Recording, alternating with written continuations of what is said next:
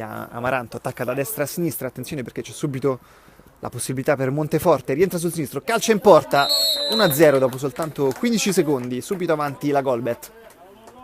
Princigalli, subito per Morezzi, Monteforte che sbaglia però davanti a Rau. Stavolta Monteforte si è mangiato il gol del 2-0, passa in mezzo a due, poi allarga per Monteforte. Monteforte con la punta, gol bellissimo, stavolta non sbaglia, Matteo Monteforte raddoppia il vantaggio dei suoi. Trovato Monteforte solo dentro, rientra sul destro, ancora Monteforte, di nuovo la tocca, Rau stavolta è bravo.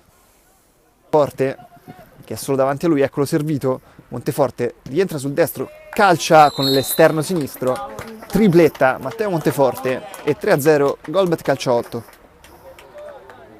Attenzione al contropiede possibile di De Stefanis. De Stefanis ancora per Angelucci, rientra però Monteforte.